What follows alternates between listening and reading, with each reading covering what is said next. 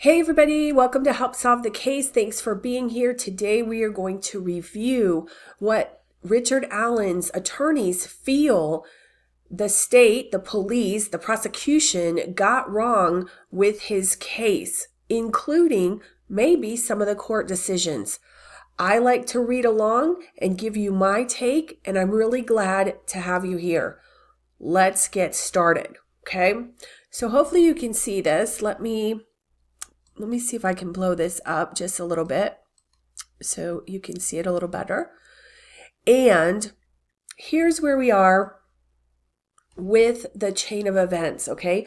So this appeal was filed in December, and I'm looking at my timeline here. Then we have the Indiana Attorney General's office filed their response, and then Mr. Allen's attorneys filed a response, and the Indiana Court of Appeals granted oral arguments, and those are scheduled for September 21st, 2026, okay? So we're not there yet. So I thought we would walk through their initial complaints about what happened. Then we'll go through the AG's office's answer to that, and then the rebuttal from the defense, and then we'll wait to see what's going to happen at the oral arguments. So that's where we are. So thanks for being here. Okay. So this is a pleading filed by the defense. Okay. They're here as the appellant. All right. And I am not, as I say with a lot of cases, I am not familiar with this on day to day like many of you all are. So this is the first time that I am being exposed to all of this, and I like giving you guys my actual take, okay? Things that I think are interesting, things that I think should be looked at further. And if you don't know, I'm a retired police detective and sergeant. I'm a law enforcement expert witness, which means I get called in to talk about cases like these and to testify about what the police did or didn't do on both sides of the table, okay? This is not a professional opinion to be used in court. If you would like a professional opinion on your case, feel free to reach out to me. This is just, I like looking at what happened and finding out what happened and what they're talking about and why. Because the more we know, the better we can do. And that's for all of us as jury members, as citizens, as police, prosecutors, the whole criminal justice system. Okay. So what they're saying here is the argument points are the trial court committed reversible error by admitting evidence seized from the unconstitutional search of Allen's home and denying a Frank's hearing. Ooh, interesting. And a subset of that, they're saying the trial court erred by concluding Detective Liggett did not make false statements or reckless omissions in his affidavit. Okay, so it sounds like we might have a search warrant here. And I am recovering from bronchitis, so I sound weird, and I might be drinking some water a lot, so I apologize. But you requested the Delphi case, and here we are. All right, so they're saying that Detective Liggett omitted and changed key information that undermined his conclusion that Allen was the bridge guy. So that's interesting. They could potentially be saying exculpatory information, right? We hear about tunnel vision. You guys hear me talk about that a lot. Detective Liggett's omissions and false statements recklessly misled the judge. Oh, goodness. And again, these are defense attorney allegations. This is not my opinion. This is just my response to the defense's assertions here. With the omitted and accurate evidence, the affidavit was insufficient to establish probable cause. Yes, oh my goodness, our poor probable cause, which I talk about, ebbs and flows like an ocean or a river, okay? It comes and goes and comes and goes.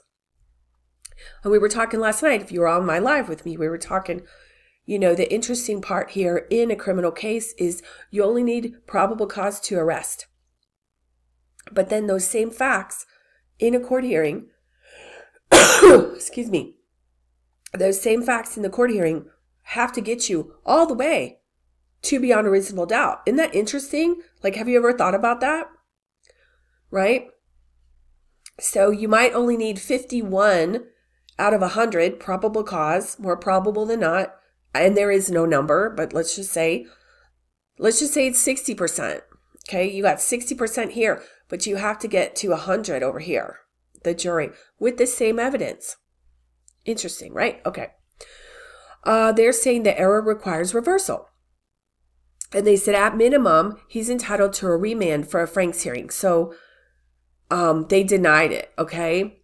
So one of the things we talk about is getting things on the record, okay? Requesting things, defense filing motions to preserve the right on appeal. That's kind of what we're talking about here. I'm not an attorney, but so they denied the Franks hearing. So they said, look, we want this hearing. All right. They're also saying the trial court erred by admitting statements Allen made while gravely disabled during his unprecedented pretrial solitary confinement in a maximum security prison. So, again, I'm just guessing here. Interesting that he was, right? So when you, and I don't know if he was questioned, but when we as the police question people, we have to make sure that they're competent, right? That they're not under the influence, that they're, right, what their status, what their capacity is, whether they're incapacitated by mind-altering substances or some other mental deficiency that you can't have that conversation. So that's interesting too. Okay, it talks about a standard of review and additional facts, and they refuse to admit the IPAS order settlement into the suppression hearing, so I don't know what that is. The state failed to prove Allen's statements made while gravely disabled were voluntary. Okay, so I'm guessing they were trying to interrogate him or ask him some questions, and I don't know if they were just proffered. I'm not sure what was going on, but when you're confined, right? When you're in custody, they got to be voluntary. Okay. Oh my gosh, we've got a big word here. Psychological coercion. Okay, the state failed to prove that Allen's statements were not a product of psychological coercion. The state's prolonged solitary confinement of Allen was state action. Is that good penal enforcement, or was it targeted? They're throwing some spaghetti on the wall here to see what sticks, okay? So it came from the state. They're saying it came from the state. It was prolonged, and it was psychological coercion. And so they're saying that his confessions were a product of solitary induced psychosis, not rational intellect. So it sounds like they're saying that he did not have the ability to think clearly and make rational interpretations. The Constitution, the state failed to prove Allen's statements were a product of rational intellect rather than the state's misconduct. They said even if the court finds his statements to be voluntary, they are a product of unconstitutional detention. Okay. And what they mean by that is that his prolonged solitary confinement violated, it looks like some Indiana statutes there, or I don't know if that's the U.S. Constitution, and they require suppression. The constitutional violations require suppression. That will be interesting. See, I love looking at the law here, and that the error was not harmless. Okay. Say the court denied his right to present a complete defense, to explain the scene, and impeach the investigation. Impeachment is critical. It's a pillar, okay? When I'm looking at defense work, okay, I do prosecution work, I do defense work. When I'm looking at defense work, there's 3 pillars that I believe form the case. Again, not an attorney, but what I look at, potential issues. Okay, I call it like a 3-legged table. You've got your constitutional issues. Then you have your impeachment of witnesses. Are the witnesses credible? Were their actions? Can we eliminate things from the case, right? Get things excluded. Testimony, evidence, was it improper, whatever. Okay, that's impeachment. And then we have trial. What questions are you going to ask at trial? What witnesses are you going to present at trial, right? We've talked about how it's like a show. It's like a Netflix show. Prosecution, I'm going to call this person, and we're going to show it this way. And the defense is like, I'm going to show it this way. I'm going to call these people, okay? So they're talking about a standard of review. They're saying the court committed reversible error by excluding Blair's sketch of the bridge guy. Okay, interesting. The court committed reversible error in excluding Tobin's testimony. So, exculpatory information could be beneficial to the jury. All right. Sometimes you hear the jury polled afterwards and they're like, I didn't know that. I wish I would have known that. I would have made a different decision, right? So what gets in and what does not? And they said the court committed reversible error in admitting hearsay to rehabilitate the timeline upon which the state built its entire case.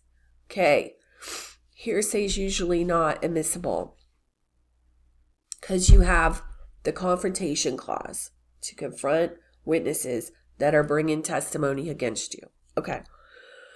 And they're saying the court committed reversible error by excluding evidence that impeached the credibility of Allen's confessions. Impeach is a big word, okay? They said the court erred by excluding the audio from Allen's solitary confinement videos. Interesting. The trial court committed reversible error in prohibiting the jury from hearing 2 phone calls he made on April 3rd, 2023. And the trial court erred by excluding the statements and behaviors that provided the foundation for Dr. Gracian's opinion that Allen's confessions were not credible. Okay. And the trial court committed reversible error in denying Allen's motion to correct the errors. And the trial court committed reversible error when it excluded Allen's evidence explaining this murder as a ritual killing that the court, when they're talking about the court, they're talking about what the judge did. And the trial court denied Allen his right to show the state's investigation was incomplete, overlooked plausible leads, and mishandled evidence relating to third-party guilt. Okay, some other dude did it. Some other dude or dudette did it. That sounds kind of where they're going there. I'm not sure. Again, I don't really know anything about this case. So they always base their arguments on predicate cases. Okay, so these are all the citations. We're not going to look at those. Rules of evidence. They feel maybe been violated. Okay, here's the Indiana Constitution. So that was the Indiana Constitution about the custody, I believe it was. And then they've got some reference material here that they're going to use in there. Okay.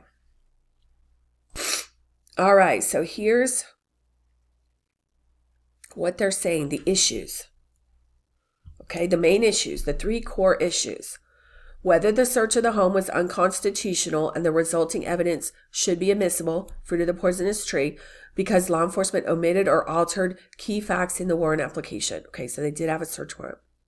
2, whether statements Allen made while gravely disabled during unprecedented pretrial solitary confinement were involuntary, the product of unconstitutional detention and inadmissible. And 3, whether the trial court denied Allen his right to a fair trial, due process, to present a complete defense, to explain the scene, and impeach the investigation. Okay, so here we go. On October 28, 2022, the state charged Richard Allen with 2 counts of felony murder by kidnapping, which was amended on March 22nd, 2024, to add 2 counts of murder. Interesting. Okay. On November 11th, 2024, following a 25-day trial, the jury returned a guilty verdict on all counts. The trial court sentenced Allen to an aggregate sentence of 130 years. Allen filed a motion to correct errors, which the trial court denied. Okay. So here's the case. They're going to put it out here. This is the defense's document. This is the defense's assertion. On February 14, 2017, 14-year-old LG and 13-year-old AW were found dead in the woods. 2 days later, Alan, like many others, came forward and reported that he had been on the trail that day and saw 3 girls. Okay, just getting my notepad because this is my first exposure to the case. Okay. I mean, I saw the news coverage, but that's about all I know. Okay, he came forward, but reported he'd been on the trail, saw 3 girls. Because law enforcement wanted to know whether he had seen any, quote, possible suspects, end quote, he was interviewed in a parking lot. After the interview, the lead was marked, end quote, cleared, end quote, and the report was misfiled. I don't know what that means. Don't know what that means. Alan then returned to his job, family, and home in the small Delphi community for the next 5 years. He did not sell his car, destroy his clothes, dispose of his gun, or relocate, but continued his normal routine. No witness identified Alan as bridge guy. Okay, so I'm guessing here, I'm just positing, right? We have theories that they're going to say, like, if he was the person, right? They're probably going to say if he was the person, why would he show up? And why wouldn't he get rid of any potential incriminating information? That's what I'm thinking. They're thinking. I don't know. When the report was rediscovered, that's interesting. Interesting word. In September 2022, okay, so I guess the case went cold, right? Law enforcement insisted Alan was the bridge guy without a single eyewitness. Over the next several years, the state built its case against Alan. So here's some questions. How many cases happened with an eyewitness? How many, Okay. So it seems like here's what the case is. Warrant, the bridge guy video. On February 13th, 2017, okay, that's the day before, LG's older sister dropped off LG and AW at the Monon High Bridge Trail. It says trial. It's wrong, right? Trail. To explore and take photos. The girls had the day off from school and the weather was unseasonably warm. Where did we get this here? Okay, I don't know what that is. I missed that sub note here. When the girls failed to meet LG's father at the specified time and no one could reach them, LG's family contacted police and an extensive search began. They're looking at the transcript here, I believe. The next day, around noon, the girls were found murdered in the woods near Deer Creek, not far from the High Bridge. The best evidence law enforcement had was from LG's phone found at the scene under AW's body. At 2:51 p.m., I'm assuming that's the day before. It doesn't say what day. I'm assuming that's from the 13th. It's not specific. At 2:51 p.m., LG recorded a 43-second video showing AW walking across the bridge with somebody behind her. They're calling that bridge guy. Law enforcement enhanced the video, yielding the following. Okay.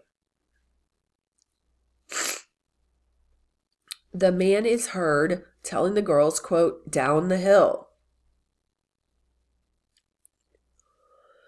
Law enforcement set up a tip line and many people came forward. 16-year-old RV, her sisters IV and AS, and her friend BW told police that they were on the trail. And as they were leaving, they saw a man near the entrance to the Freedom Bridge. Is that the same bridge? Thought we had another bridge. Monon High Bridge. Okay, I'm not sure.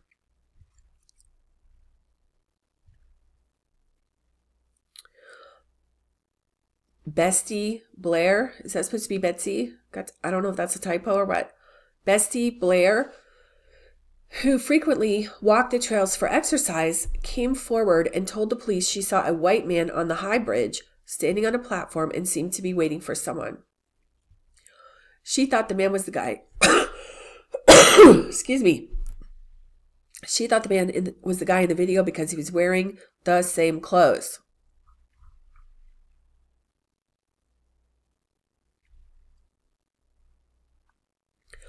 When she reached the bridge, she turned around and noticed two girls approaching.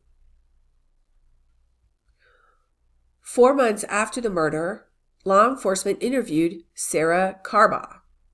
She told police that on February 13th, while driving eastbound on County Road 300, she saw a muddy man wearing a tan coat walking west towards town. After seeing the image of Bridge Guy in the media, Carbaugh said he possibly was the man she had seen. That's a blue jacket, right?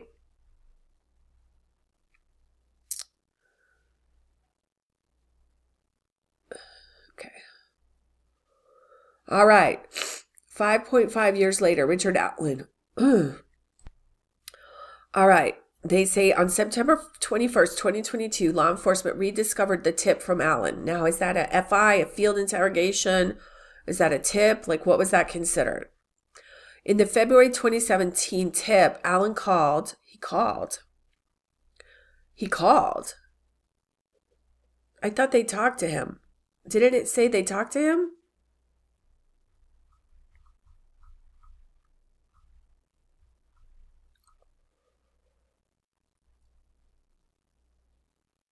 He was interviewed in a parking lot.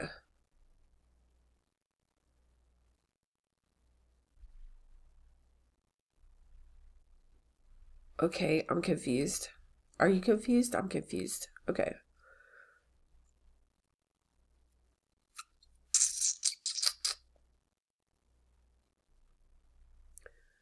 Allen called and said he was on the bridge between maybe 1 and 3, saw 3 girls. He shared his address, phone number, and MEID number. That's his cell phone number.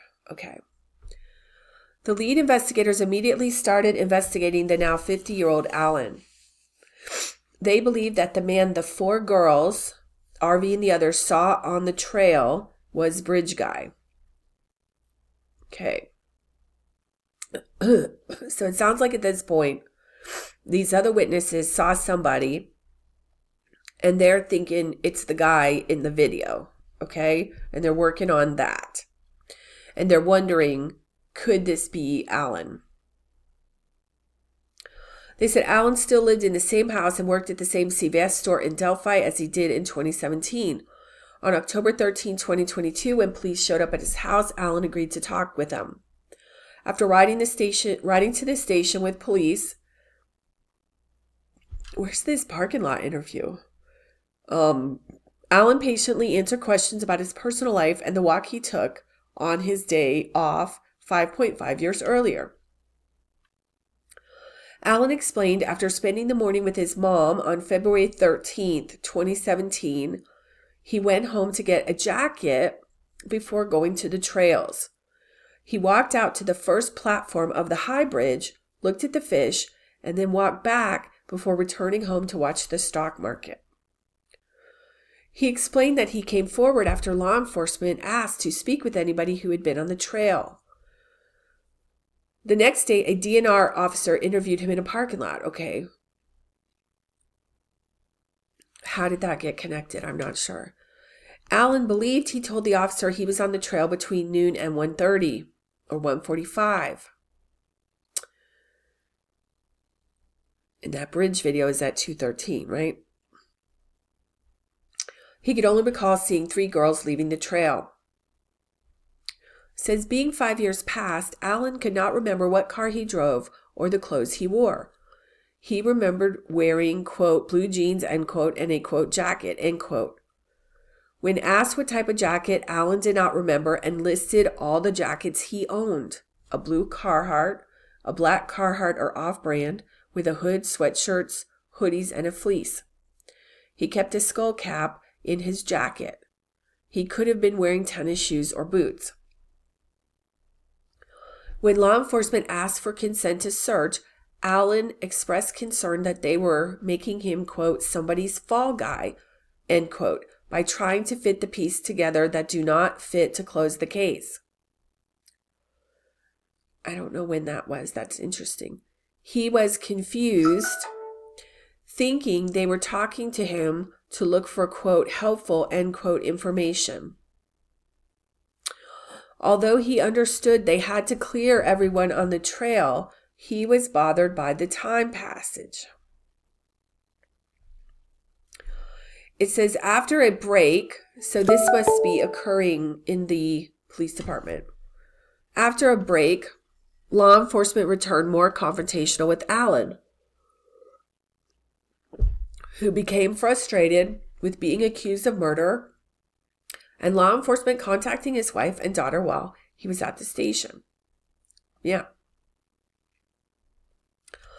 Confronting Allen with the bridge guy photo, Allen responded, quote, if that is taken with the girl's phone, that is not me. I have never met those girls before, end quote.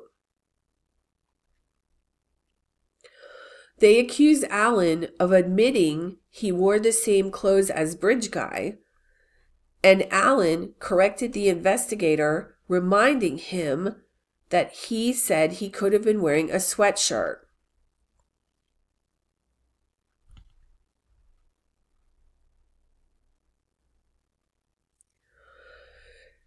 So he says he's got a blue Carhartt, a black Carhartt, or an off-brand with hood, sweatshirt, hoodies, and a fleece. Now, we've heard about a beige jacket, which we don't hear beige here. And a blue Carhartt or a black Carhartt kind of looks like that, right? Or that could be a sweatshirt. I can't really tell. Can't really tell. And is that a hat or a hoodie? Can't really tell. But we've got blue, right? We got blue. It looks like blue. All right. So he's saying, if that's taken with the girl's phone, that's not me.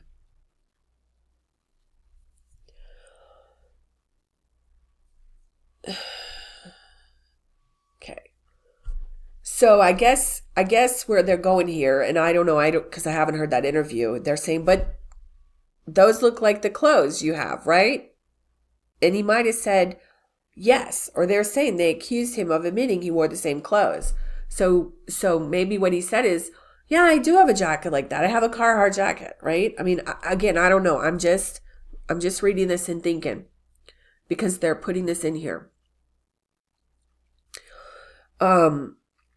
He said, everyone has looked at the bridge guy photo for years.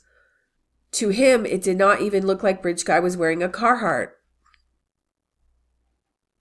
Finally, when law enforcement accused him of either being out there to kill the girls or to introduce them to someone, interesting, Allen said, quote, good luck finding anything that points to that, end quote.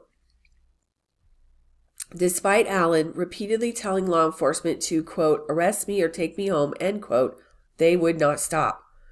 Allen eventually had to get up and walk out to end the interview. So it sounds like, I don't know if they had anybody at this point. Well, we're specifically talking about him in this case. So he made the, look, if you got enough to arrest me, arrest me. If not, I'm out of here. Okay? So he was free, I guess, to leave at that point, right? They didn't have enough, or who knows what was going on. Maybe they were being careful. And again, I don't know the case. Maybe they're going to be careful and review things with the prosecutor and, not just make what could be considered a hasty arrest. Okay. All right. In the interest of time, I'm going to start making these videos a half hour instead of a full hour. And there will be more of them, but we will continue. All right. Thanks for being here. If you're liking this, like, share, and subscribe. Put comments below. I try to come in and answer all of them. Thank you for being here, and I will see you on the next video. Thank you for helping me help solve the case.